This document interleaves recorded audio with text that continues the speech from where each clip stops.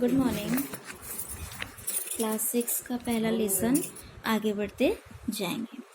तो प्रस्तुत पाठ जो है, इस पाठ का उद्देश्य है बालकों और नवयुवकों को देश के प्रति उनकी जिम्मेदारी से परिचित कराना, दीन दुखियों और कष्ट के प्रति संवेदनशील बनाना, देश प्रेम और आत्म बलिदान जैसे जीवन मूल्यों का विकास। इस कविता में प्रयाण गीत के रूप में वाचन करके ओज और वीरता का संचार करना। देश में फैले आतंकवाद से लड़ने को यदि आधार बनाए तो इतनी पुरानी कविता आज के संदर्भ में भी सार्थक प्रतीत होती है। तो हम देखेंगे इसका मीनिंग। जननी की जय जय गाएंगे, हम आगे बढ़ते जाएंगे। तो इसमें बोला जा रहा है, कविता में सोहनलाल द्विवेदी जी बोल रहे हैं कि हम जो बालक हैं, जो देश के नौजवान हैं, वो बोल रहे हैं कि हम देश को आगे ले जाने के लिए हम अपना सब कुछ न्यौछावर करने को तैयार हैं। कविता में कवि सोहनलाल द्विवेदी जी देश पर सर्वस्व न्यौछावर करने वाले नवयुवकों के बारे में बताया है। सुख तथा दुख की चिंता न करके, धूप और छांव की परवाह न करके वे निरंतर आगे बढ़ जाने की इच्छा प्रकट करते हैं। तो जननी की जय जय गाएंगे, हम आगे बढ़ते जाएंगे। सुख की हमको चाह नहीं, दुख की हमको परवाह नहीं, तन मन धन प्राण चढ़ाएंगे, हम आगे बढ़ते जाएंगे। तो बोल रहे हैं जननी की जय जय गाएंगे, अर्थात देश की जयगान करते हुए हम आगे बढ़ते जाएंगे। सुख की हमको परवाह नहीं, रास्ते में सुख मिले दुख मिले उससे हमें कुछ भी लेना देना नहीं। तन मन धन प्राण चढ़ाएंगे, हम आगे बढ़ते जाएंगे। तो हमारे पास जो कुछ है, तन मन धन और प्राण, सब कुछ हम अपने देश के लिए न्यौछावर करने को तैयार हैं।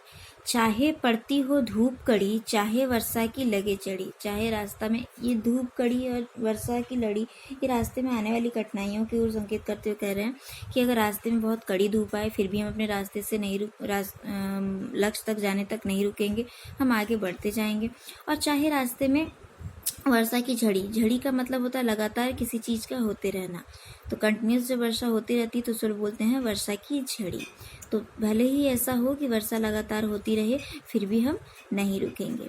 पीछे पग नहीं हटाएंगे, हम आगे बढ़ते जाएंगे। चाहे जो भी कठिनाई, जो भी मुसीबत आए, हम पैर पीछे नहीं हटाएंगे, हम पीछे मुड़कर नहीं देखेंगे, हम अपने लक्ष्य की ओर ही आगे बढ़ते जाएंगे।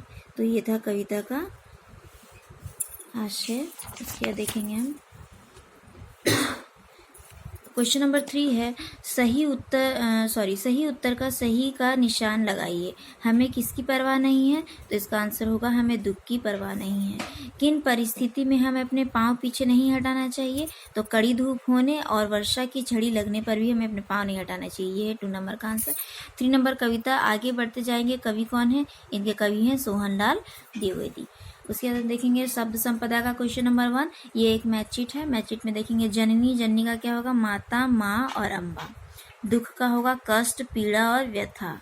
धूप का होगा आतप और घाम। पग का होगा पैर, पद, पैर और चरण। चाह का होगा इच्छा, कामना और अभिलाषा। उसके बाद है अनेकार्थी शब्द। अनेकार्थी शब्द का अर्थ होता है एक ही शब्द लेकिन उसके 2 मीनिंग, लेकिन 2 अलग अलग मीनिंग। जैसे कि मन, मन का मतलब होता है विचार शक्ति, और एक होता है माप तौल की इकाई। एक है विचार शक्ति और एक है माप तौल की इकाई। तन, तन का है शरीर, और अकड़ कर खड़े होने को भी हम लोग बोलते हैं तन। तो इसका हम बोल सकते हैं अकड़ कर खड़ा होना। प्राण को हम लोग वायु भी बोलते हैं, प्राण वायु, वायु और जान।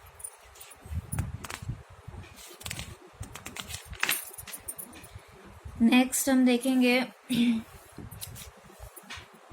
स्वर व्यंजन। तो स्वर और व्यंजन LKG नर्सरी से पढ़ते आ रहे हैं कि स्वर व्यंजन किसे कहते हैं? जिन शब्दों का उच्चारण करते समय हमारे मुंह में हवा रुकती नहीं है, सीधे बाहर निकल जाती है, उनको हम लोग बोलते हैं स्वर। और जहाँ जो हवा है रुक कर निकलती है उनको बोलते हैं व्यंजन।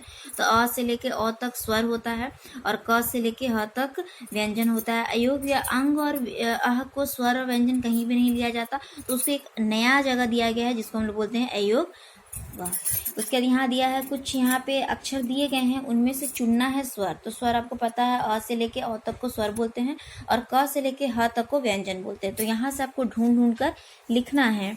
तो इसमें से मैंने आंसर लिख दिया है। ओ, ऊ, री, ए, ई, बड़ी ई, ये है स्वर। और व्यंजन क्या क्या है? न, त, ठ, म, ल, प, व,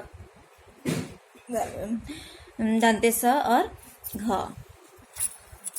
उसके अनुसार से 3 शब्द लिखने हैं, तो अनुसार से सबको पता है 3 शब्द, फिर भी मैं लिख देती हूँ। जंगल, बंदर, पंख। उसके बाद विसर्ग से अतः, स्वतः, नमः।